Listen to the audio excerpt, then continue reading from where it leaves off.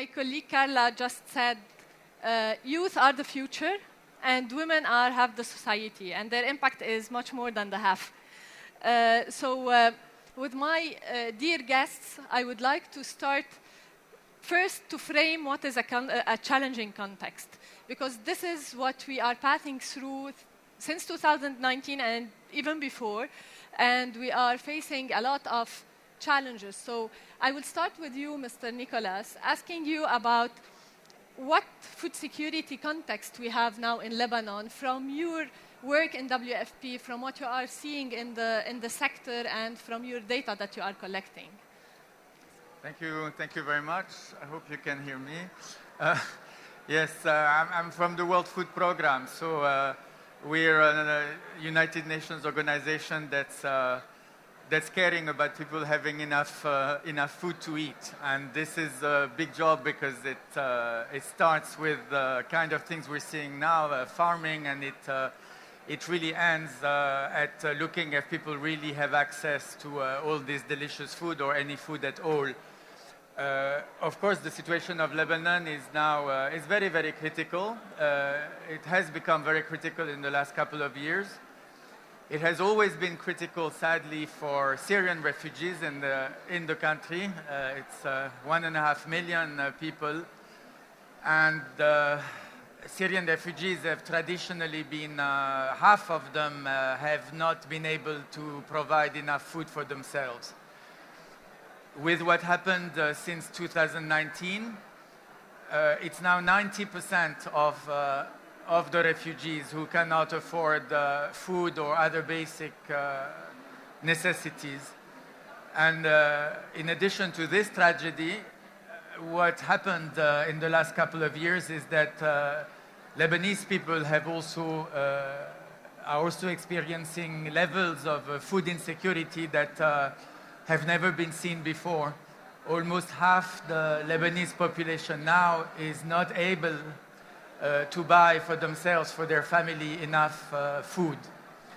I think what's very telling is that a basket of food for one person for 1 month, nothing special, the minimum, used to cost 40,000 Lebanese pounds in 2019, 40,000. As of today, the price of the same basket is 600,000 Lebanese pounds, so 15 times higher. So I think we don't want to get into the details, but food security in this country is not about production, is not about these amazing products and initiative and entrepreneurship we see here. It's really an economic problem, a social problem, a poverty problem. People cannot afford food because they have become poor or extremely poor. And of course, as usual, when there is poverty, it's the most vulnerable who are hit first. Discrimination or vulnerabilities such as the ones related to gender and other, they are the ones that weigh heavier and that make you even more likely to be in trouble. So this is what we're seeing, and it's really a concern. It's really a concern. Half this country not being able to feed themselves and their family. So I don't want to be too negative, but this is what we all have to face really together. Yeah, unfortunately, we need to set the frame for this discussion because, as you said, this is a matter of accessibility in the food security, and this is where it hit most. It is for the vulnerable people, for the rural communities, for the women, the youth, etc. So thank you for this introduction and for framing the problem, because this is the context where we are now, and this is what we are dealing with.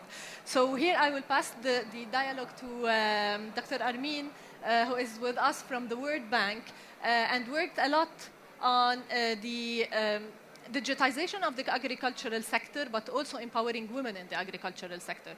So can you just give us also the big picture of where we stand now about the presence of women in the agriculture, their power in the agriculture, how much they are empowered, and their role in general in innovation? Okay. Thank you. Okay, you can hear me.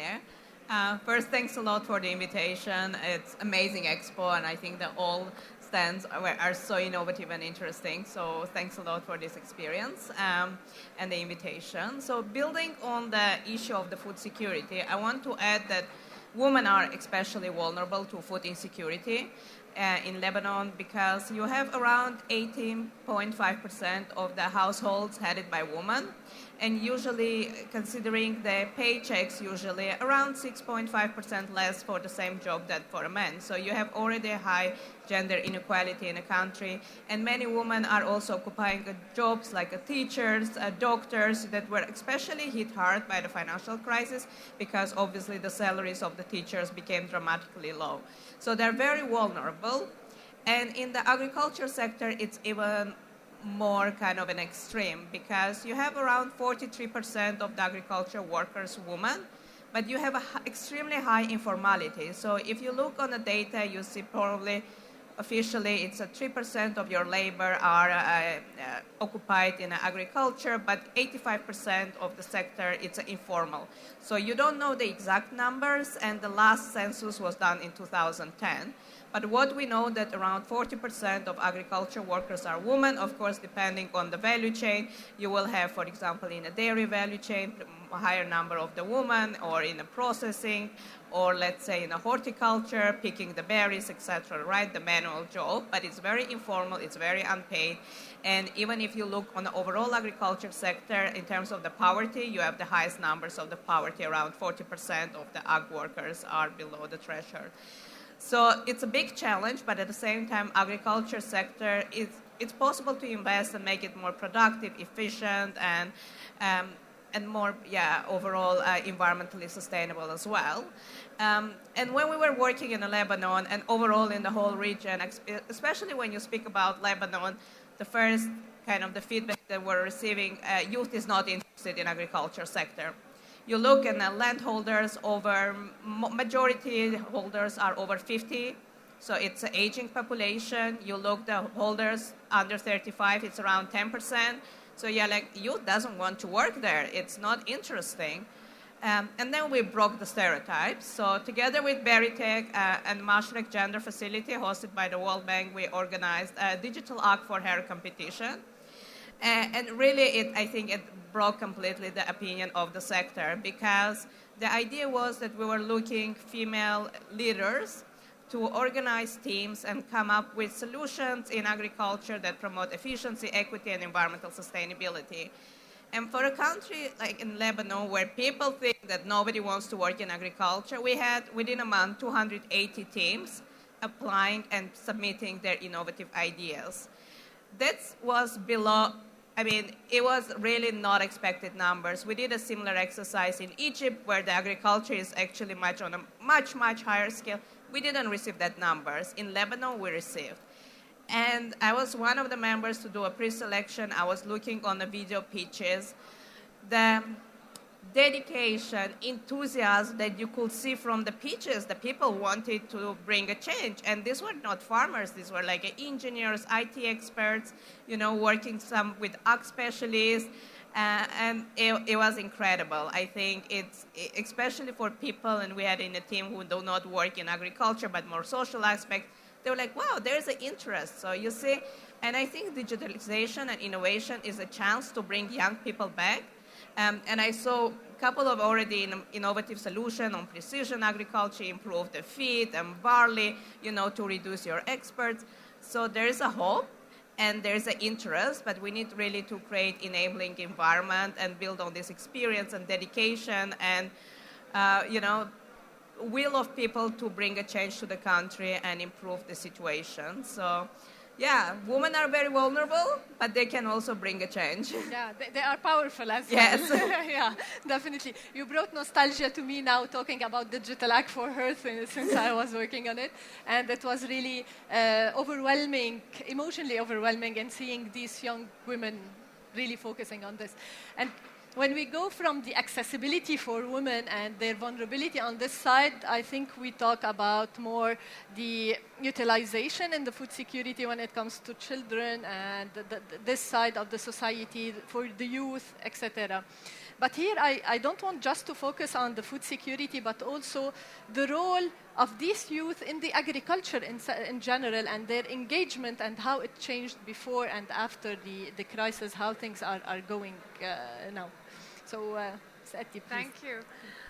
Thank you so much for the invitation to speak today, and congratulations to Berry Tech on this amazing event. I think we're all inspired by seeing so much innovation under one roof again. From the UNICEF side, it's a very timely and relevant discussion. Together with our nutrition partners, including the World Food Programme, last week we actually released nutrition data showing that the rates of anemia amongst both Syrian and Lebanese women and children was actually very, very high, over 40%. So really we see the need to do things differently given the current context. And UNICEF has actually been working with young people consistently since 2017 on the agri-tech and agri-innovation. And we've really been inspired by the ideas that young people have and women have brought to the fore. You'll see some of those ideas in our booth as well today, so I would definitely encourage you to go and take a look. I'm not a technical expert. Luckily, we have some amazing partners from Nawaya, from Injaz, and of course the Berry Tech team, who've been supporting over 900 startups through our generation of innovative leaders, our GEAL labs, since 2017. They've supported in total over 300 agri-tech startups of the 900, and we're very happy that still today even 70% of these startups are actually still functioning, which is, I think, much higher than the industry average. So I just wanted to maybe go through some of these, some of the hopeful statistics that we have. Of the 300 agri-tech startups, over 55% of these are actually, we've got some nice pictures up there as well of some of them. Over 55% of them are actually led by women. And there's the bad news is getting quite a lot of coverage at the moment. So we hope that some of this good news will inspire other women to also enter the sector, women and youth. So one of these pictures, one of the earlier ones, is a startup called BioWaste. We had hoped that others would make it here today, but they didn't because of the snow in Baka. But the BioWaste, you'll see it as an automated process where we take organic waste and where it's converted into gas and organic fertilizers. And this was actually inspired by these women visiting a landfill site in Tripoli, where they saw that, in fact, 48% of the waste was organic. So they decided that they could do something about it, and their inspiring vision is to get one of these bio-waste machines in every restaurant in Lebanon. So we really hope that expos like this will help them to get the exposure to achieve their amazing dreams. And then we have the picture flashed up, and they're one of the teams that didn't make it here today, is HydroGreen. So HydroGreen is this one here.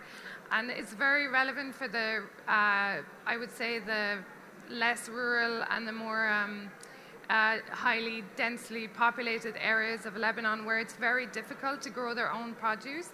And this was also came from the GEAL program, and reduces water waste by 90%, which I think it must be a world first. Like I mean, I don't know, but I've never heard of another innovation growing crops with a 90% reduction in water waste.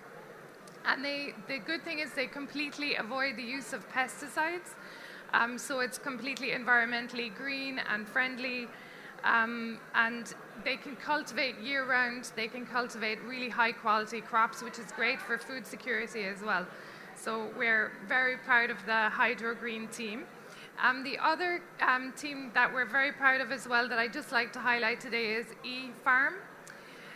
So eFarm, they take the waste from fish tanks and then they convert it into organic fertilizers for crops. And then I'm still getting it right in my head, the process. I told them I'd be accurate. And then return the water then to the fish tanks after they've grown the crops with the fertilizer, so that it's all actually naturally filtered. And this cycle has been shown to avoid all the harmful biological waste and produces beautiful 100% bio vegetables without soil, which is also really amazing. So I hope that you'll be as enthusiastic as me when you hear these stories about what young people and women can do. Of course, in addition to these stories, we have to look at scale as well. The scale of the issues in Lebanon and the challenges that we're dealing with are really huge. So in addition to these startups that we're supporting, we've also rehabilitated 7 agricultural schools and produced and equipped them with the necessary equipment and learning materials. So that in total trains over 3,000 youth per year. And we hope to scale that up again next year. So that's just a small sample of what we're doing. Well, thank you so much. I see you are combining between youth and women in empowering, and this is very essential, actually. And while we see that what we went through is challenging, we saw a lot of initiative and support going on to really change this. Let's see with Mr. Nicolas what data is anticipating now for the future from your side, from WFP's data. We saw where we are now. Let's see where are we heading and how we can change it. Well, you're asking me a very difficult exercise because God only knows what we know the future of this country is very bright, but we don't really know when it will be so.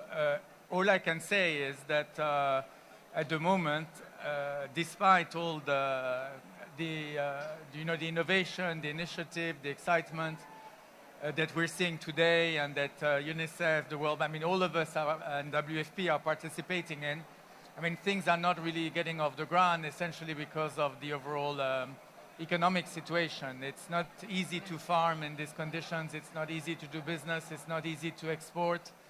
And this is why we have a situation now where I believe almost 2.5 million people in this country, that's almost half the population in this country, is receiving food assistance, on a daily basis.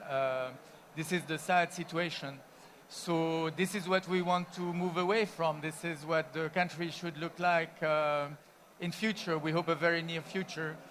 Likewise, this country has always imported 80% of its food. And this is something we have to move away from. And this is what, farmers in this country, the agricultural sector in this country, innovations such as the one that's showcased today should take us to. It's not going to be tomorrow, but it's to be built really with youth and women every day. It's also the time to move towards substitution and import substitution, because with what we see on the global food market at the moment, when you have to rely on imports to feed your country, you have now to rely on prices which are skyrocketing.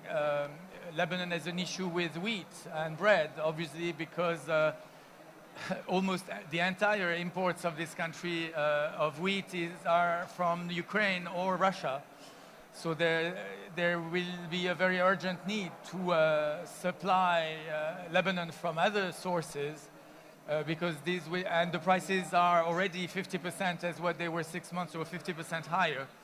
So really to increase local production, to improve the conditions for local production, to make agriculture attractive to youth, to women, to very dynamic people, to create an economic environment that will be conducive to people, getting into the business, into exporting, into investing, is what's needed, really. Because what we want to move away is a situation of total reliance on external factors. Literally on food aid, or when it comes, which is created by poverty, or even a situation where most of the food products have to be imported in the middle of a global food crisis. So Lebanon has an incredible potential. and it has to be developed. And today is a very nice day. I think a very good circumstance to be very confident that we'll get there. Thank you. Yeah, thank you so much. I totally share with you the hope that we are seeing today and the initiatives going on. And I think part of this hope is also related to the initiative linked to youth and women as well. So I will come back to you, Ms. Ettie, and focus on the youth. How can we support them more? What is next to reshape the future and to rethink about our food security, their engagement in the agriculture, making this sector more appealing for them, basically, and channeling them to this sector so we become more food secure, we have more availability, we have more accessibility for food and utilization as well. Yeah, I think that's the million-dollar question. But as Nicolas mentioned, there's a lot of very important factors that need to be taken in terms of the enabling environment, the economic situation in the country.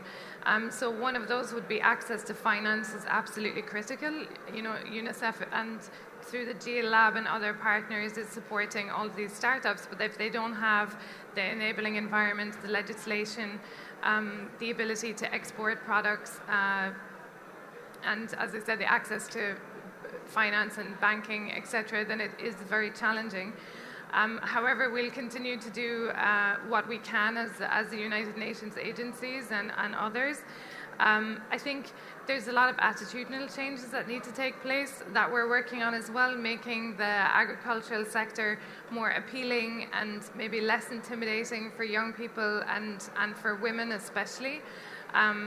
So, you know, lifting them up and providing the economic support, the support through Berrytech and others, and including especially outside of Beirut was important to have a rural focus that's decentralized, helping them with their business plans and just building motivation and interest in the agricultural sector will be critical.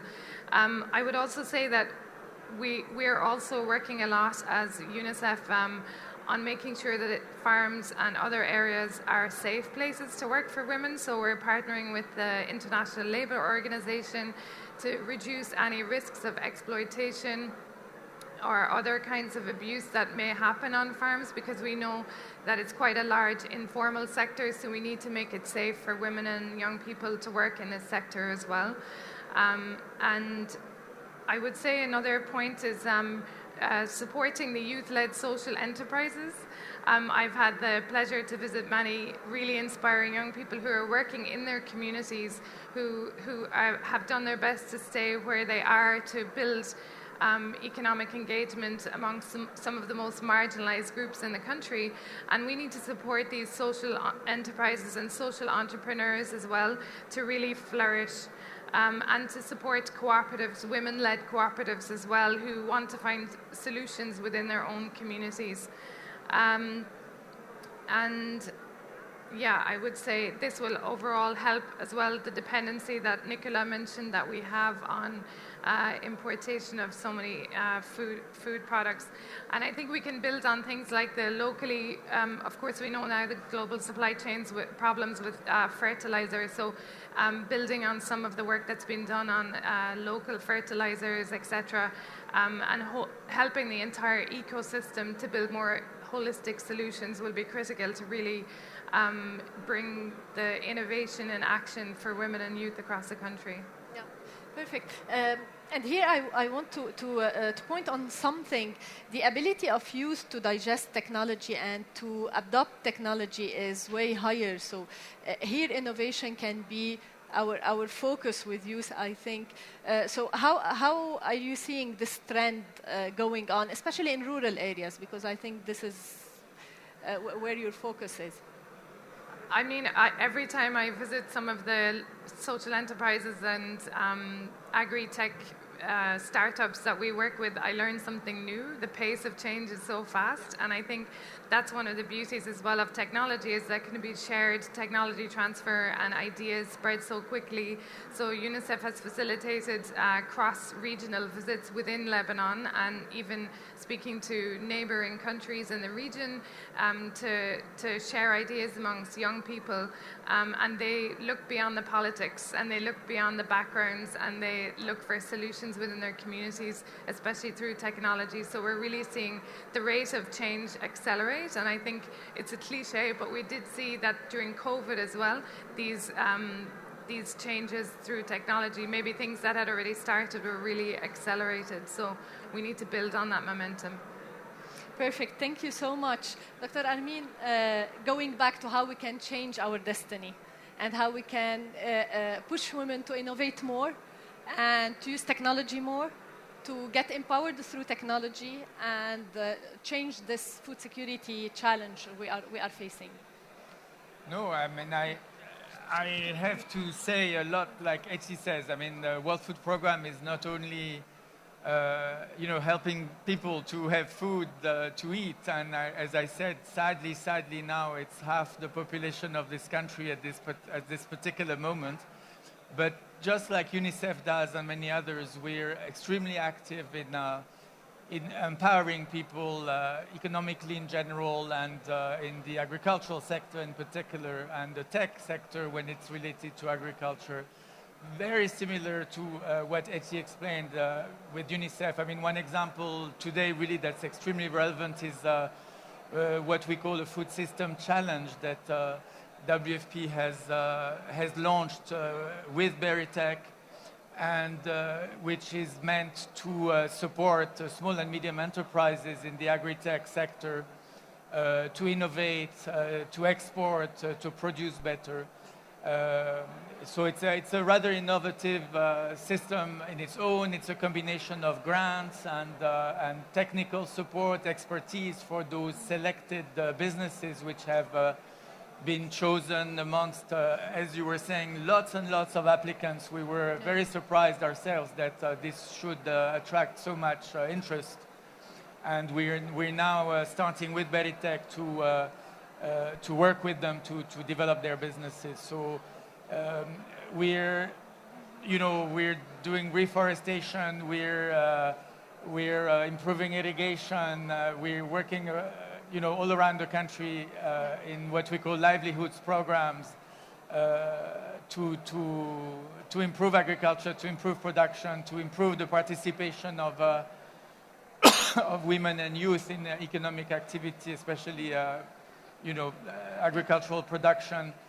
As UNICEF does, we have a lot of work. We're paying a lot of attention to the fact that women should be totally part of this, and more than part of it, that if they come to work in these projects and to learn, they have facilities, for instance, so their children can be taken care of, and they are not in the first place not capable to join because they would have other things to do.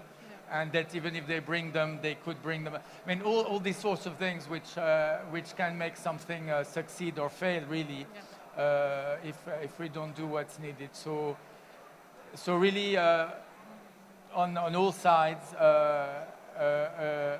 we contribute what we can together with other UN agencies, the World Bank, Germany, the BMZ, the German Development Agency, is funding this major challenge, this food system challenge. And so we're really all extremely supportive, and I should say very optimistic as well as to the results. Yeah. Thanks. Thank you. Thank you. Dr. Armine, back to you on the women's side. So what is next, and how women can be more empowered to change the destiny? That's a good question. So as I was mentioning that women are smallholders, it's a 10%. Yeah. And even within that one, most of their lands are under 1 hectare. So it's very risky for them. Even in the previous pre-2019, when you had a financial system was working, they will never have an access to finance. And as a colleague from UNICEF indicated, it's very important to have this access. And as a smallholder, it's challenging. So what you need to do is promote aggregations of a woman coming together, or not only women, but also having more cooperative, collective efforts. And then you provide different type of financial instruments. It's not like the agriculture is a very risky business, not only in Lebanon, in many other countries. So traditional financial banking system and the products are not always the products that will be cost efficient for the agriculture sector. In many cases, you need to provide a grant funding or provide concessional financing, reduced fees, or the guarantees that people will be willing to go into this business. And in Lebanon, it's also kind of an extreme case where the agriculture sector and the labor is not under the labor law. So the overall enabling environment is not encouraging people to invest, and they do it as a kind of a side job, or maybe, it's not the main livelihoods option for many people. So I think the overall enabling environment needs to be improved. I mean, at the same time, I think Lebanese people can be commended for the whole resilience during these 2 years of the tribal crisis, of financial crisis, Beirut explosion, COVID, and now the whole global crisis that the food prices are going to increase. I mean, wheat is already double the prices, and then fertilizers most probably will follow the pattern. So, there are many challenges are coming, and people really need to think about the overall enabling environment, how to empower the woman, build their business skills, increase the access to finance, facilitate aggregations, and, work on different solutions, because there's no one solution that fits all, no?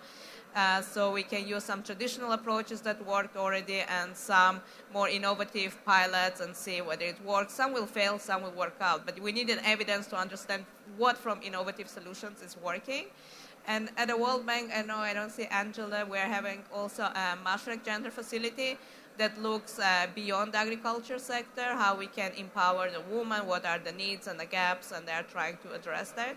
So it really needs to be, I think, collective effort, both national and international actors, and try to push the agenda further. Yeah, perfect. I would like to go back with you as well, Dr. Armine, on the point of the digitalization of agriculture, since you worked a lot on this part through the Mashrek Gender Facility, World Bank, and as I recall, AUB. So where do you see the role of women in the digitization of the agriculture? And can we empower them to do more on this side? It's a good question. So our digital agriculture journey started with AUB under the leadership of Dean Rabi Mukhtar, and from the Dean of FAFS, together with ESPA, FAO. We had also partners from the ministries in 3 countries. So it was a cooperation between Jordan, Lebanon, and Iraq. And we had also the local universities from Iraq and Jordan there, and also representatives from ministries, international organizations. So it was very interesting to hear different views, what is the potential of digital agriculture. And we produced last year a publication that looks along the whole value chain, where exactly in a Mashrek context, the digital technologies can increase efficiency, equity, and environmental sustainability.